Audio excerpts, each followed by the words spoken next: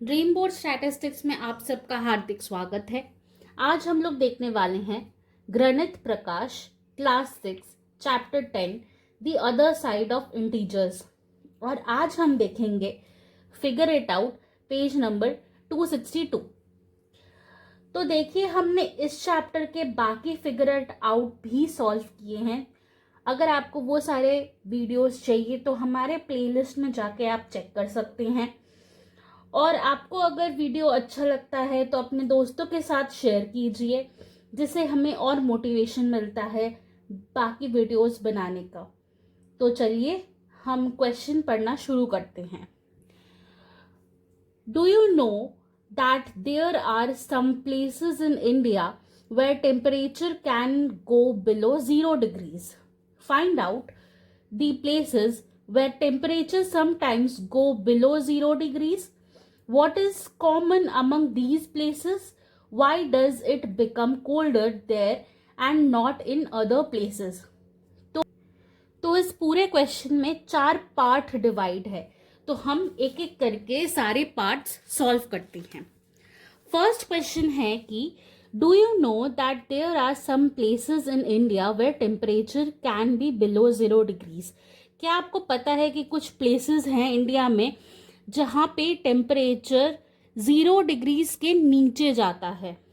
तो इसका आंसर होगा yes, there are several places in India where temperature can drop below 0 degrees, especially in winters. These places are typically found in the Himalayan region and other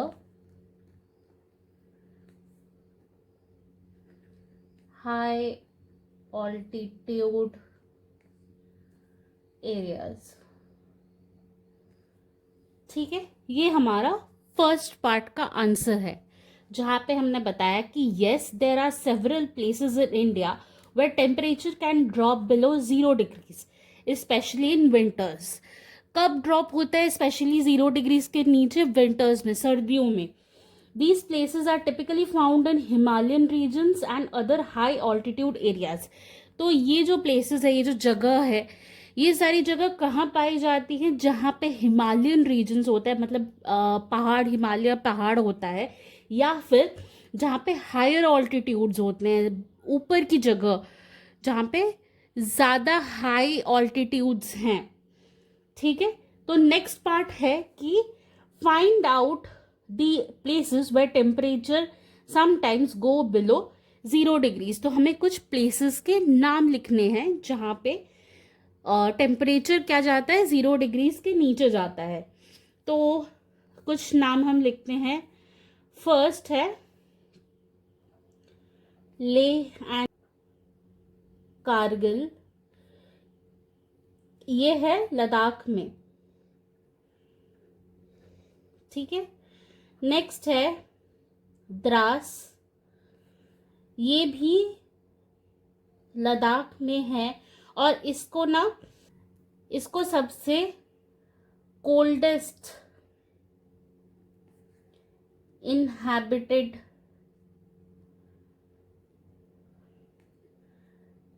place माना जाता है India में। ठीक है, next है Gulmarg,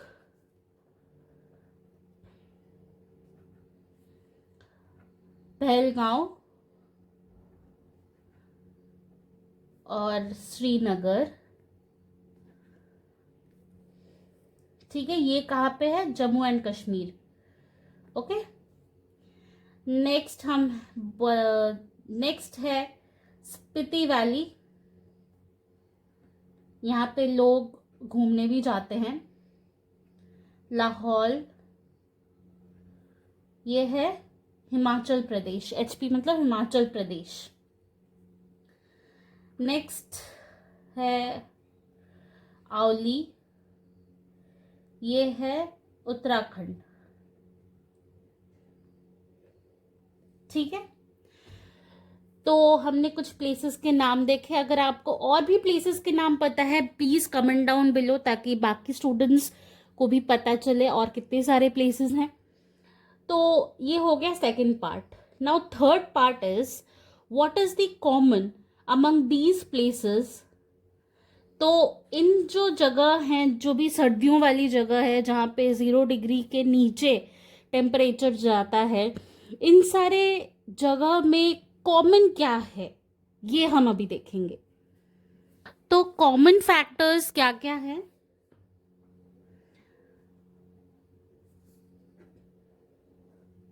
common factors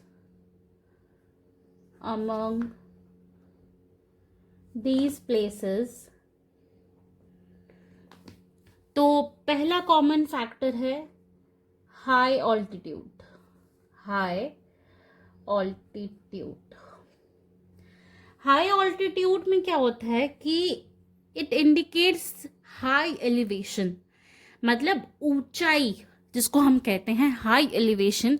तो high altitude मतलब high elevation indicate करता है, जिसके वजह से सिग्निफिकेंट टेम्परेचर ड्रॉप होता है। तो हम ना कीवर्ड्स लिख सकते हैं इसमें।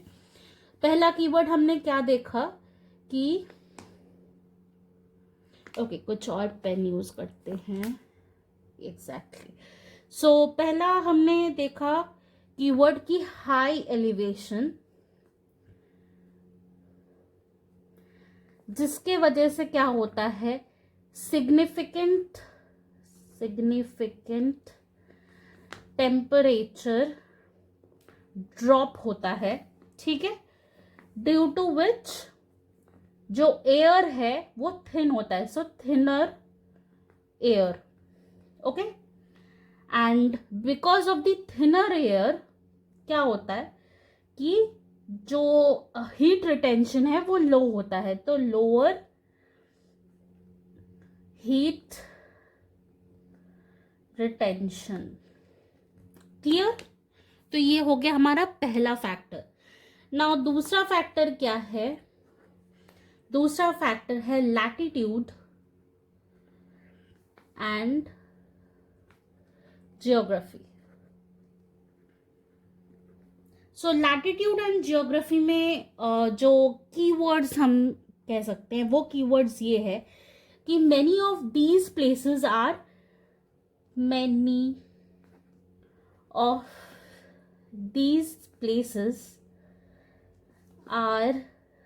near हिमालय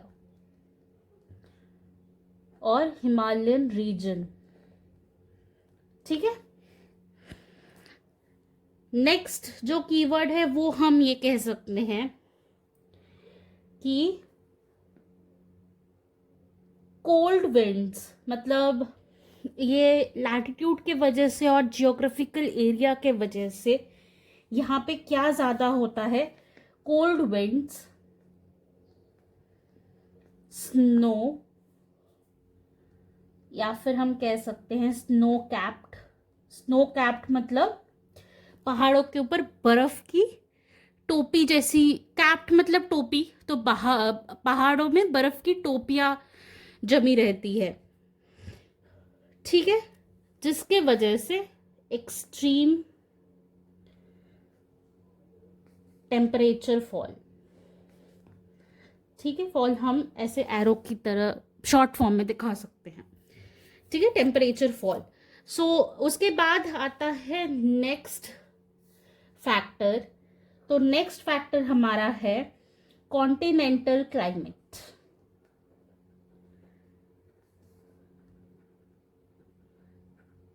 ठीक है, तो कॉन्टिनेंटल क्लाइमेट के अंदर आ जाता है कि some regions extreme experience the extreme seasonal variation.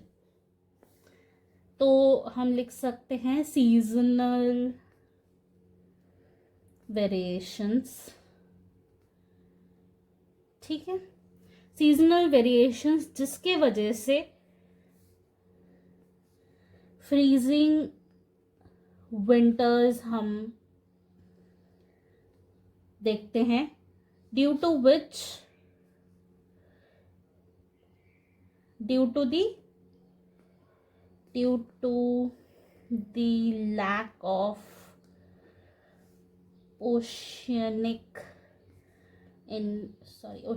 influence, due to the lack of oceanic influence हम फ्रीजिंग विंटर्स देखते हैं।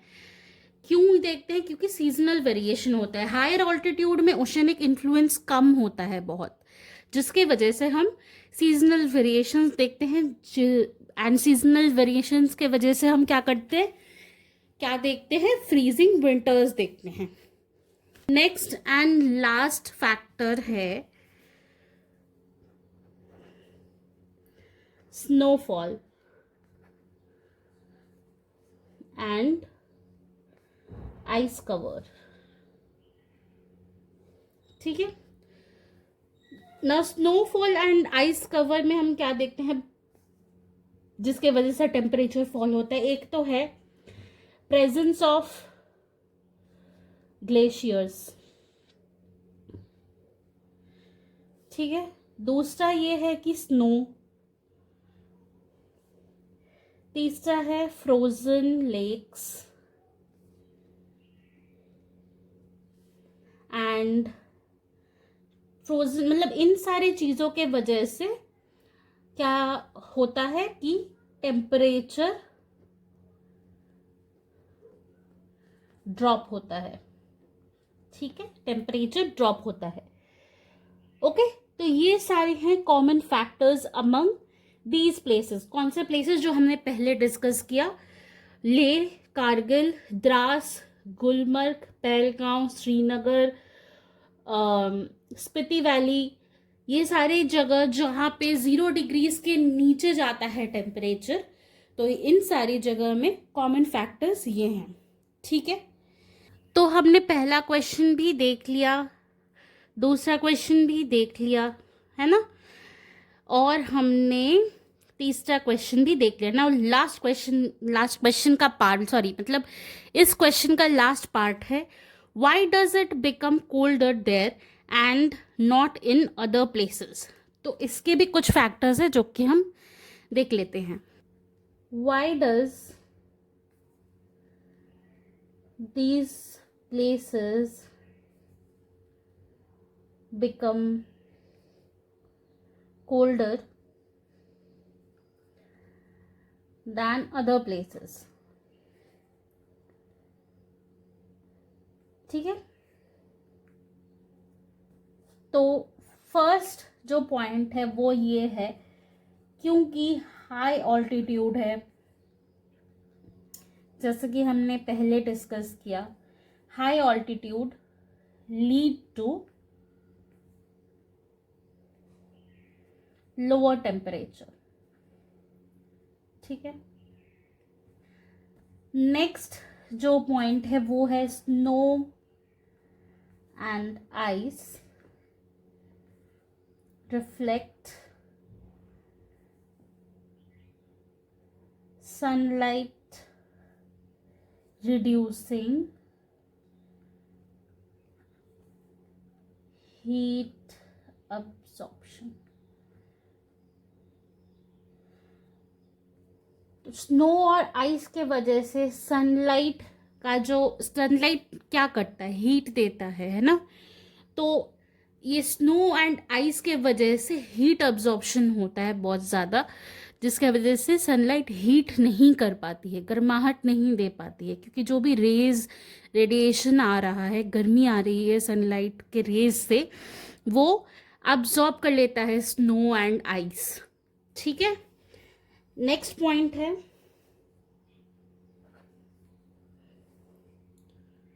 winds from cold region, जिसको हम साइबेरियन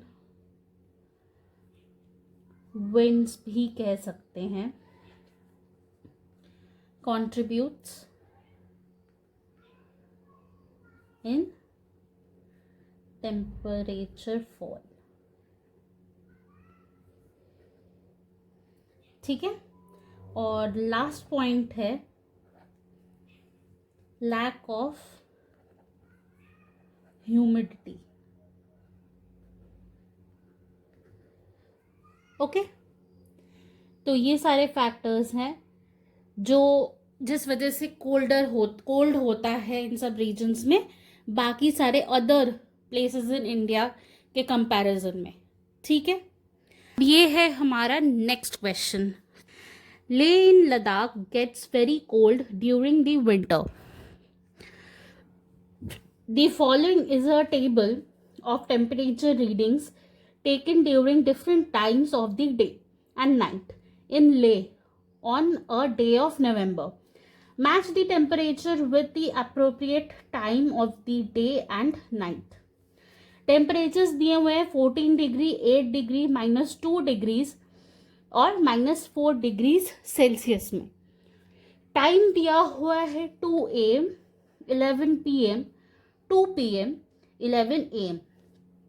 तो पहले हमें देखना होगा कि टाइमिंग के अनुसार डे का कौन सा वक्त हो सकता है लेह में.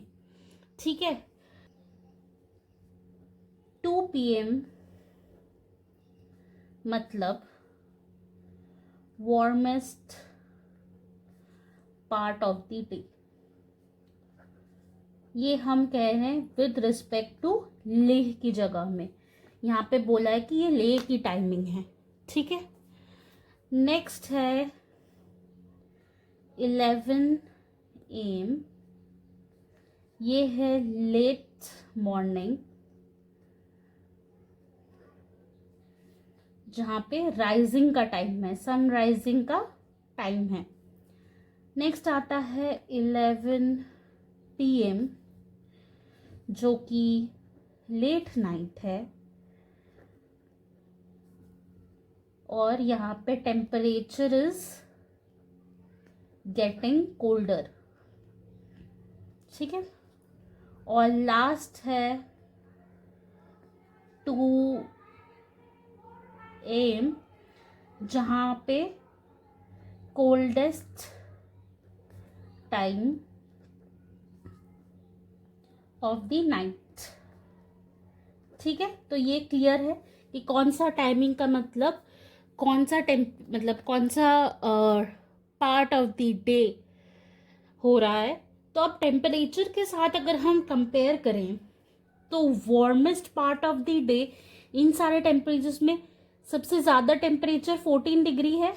तो 2 PM से मैच होगा 14 डिग्री सेल्सियस. ठीक है, नेक्स्ट है 11 AM. 11 AM का मतलब है लेट मॉर्निंग राइजिंग. तो 11 AM के साथ हम लिख सकते हैं 8 डिग्री सेल्सियस, ये वाला. ठीक है, अब आता है 11 PM. 11 PM मतलब late night, it's getting colder. तो जहाँ पे टेम्परेचर कम है, तो कम कौन से, -2 डिग्री और -4 डिग्रीज है. पर अभी late night it's just getting colder. अभी पूरी सर्दी नहीं, पूरी ठंडी नहीं हुई है, धीरे धीरे ठंडी हो रही है. तो हम क्या कर लिख सकते हैं इसमें, -2 डिग्री सेल्सियस. और लास्ट है 2 AM जहाँ पे टेम्परेचर बिल्कुल ही ठंडा, coldest time of the night, तो होगा -4 डिग्री सेल्सियस. ठीक है, आशा है आप सबको ये 2 क्वेश्चंस समझ आया है. बहुत ही इजी क्वेश्चंस थे. तो वीडियो अच्छा लगे तो लाइक कीजिए, शेयर कीजिए.